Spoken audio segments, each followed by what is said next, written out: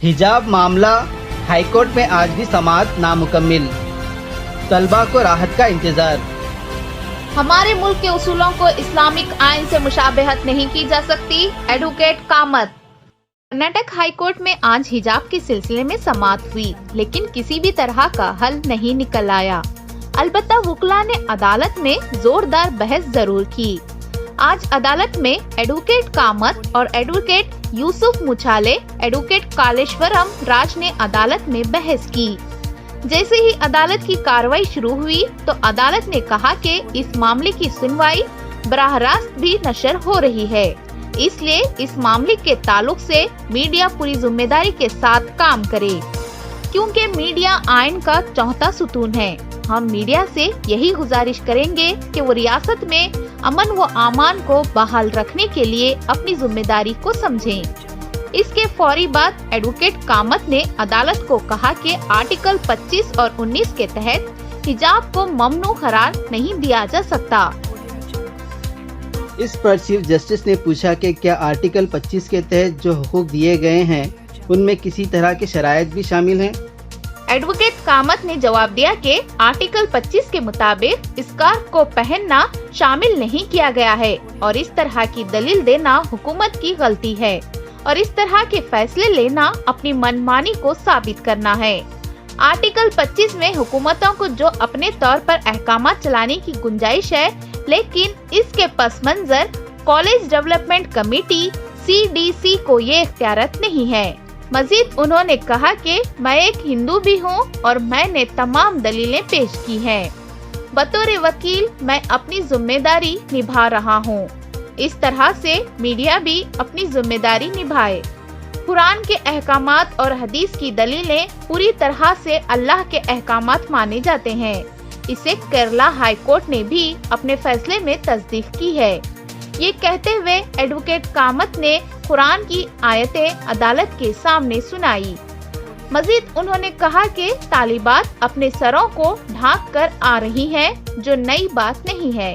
उन्होंने नए यूनिफॉर्म का मुतालबा नहीं किया है, बल्कि यूनिफॉर्म के रंग का ही कपड़ा लेकर सर ढांपने की बात कही है।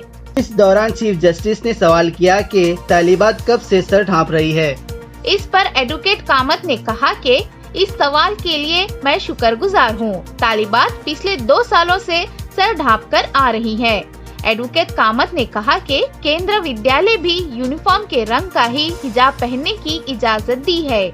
केंद्र विद्यालय में यूनिफॉर्म भी है, उसी यूनिफॉर्म के रंग पर तालिबात हिजाब पहन रही हैं। मुस्लिम तालिबात को हिजाब के लिए कौमी सतह पर मंजूरी है। सिख तलबा के लिए सर के पगड़ी की इजाजत है। ये तमाम बातें आर्टिकल 25 के तहत शामिल होती हैं। जस्टिस दीक्षित ने सवाल किया कि हिजाब जरूरी है, ये किसी इस्लामिक मुल्क के सुप्रीम कोर्ट में तस्दीक होने की बात क्या आपने कही है? अगर किसी इस्लामिक मुल्क का फैसला आपके पास मौजूद है? इस पर एडवोकेट कामत ने कहा कि हमारे मुल्क के उसूलों से ज्यादा इस्लामिक मुल्क के उसूल ज्यादा वसी हैं। हमारे मुल्क के उसूलों को इस्लामिक आइन से मुशाबहत नहीं की जा सकती। इस पर जस्टिस दीक्षित ने पूछा कि मलेशिया सेकुलर मुल्क है या इस्लामिक मुल्क है? इस पर कामत ने कहा कि ये इस्लामिक मुल्क है। आगे उन्होंने कहा कि कई ज़राओं और बैनुल अक़वामी फैसलों की बुनियाद के बाद मद्रास हाई कोर्ट ने हुक्म दिया था कि स्कार्फ लाजिम है। चीफ जस्टिस ने पूछा कि आर्टिकल 25(1) और 25(2) को अलग से पढ़ा जा सकता है। एडवोकेट कामत ने कहा कि जी हाँ, जरूर पढ़ा जा सकता है। जस्टिस दीक्षित ने पूछा कि कुरान में कही गई तमाम बातें क्या जरूरी है? इस पर एडवोकेट कामत ने कहा कि मैं ऐसा नहीं कह रहा हूँ। तो जस्टिस दीक्षित ने पूछा कि कुरान के अहकामात की पामाली भी तो हो रही है।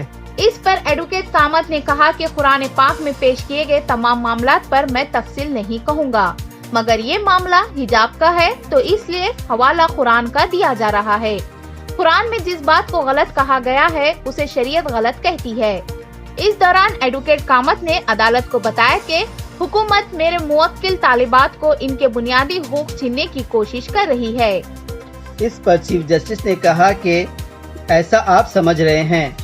इसी दौरान एडवोकेट कालेश्वरम और एडवोकेट यूसुफ मुछाले ने अदालत को बताया कि वो भी इस मामले में बहस करना चाहेंगे। वक्त खत्म होते ही अदालत ने मामले की सुनवाई को रोक दिया। पर अगली सुनवाई कल यानी मंगल की दोपहर 2:30 बजे मुकर्रर की गई है।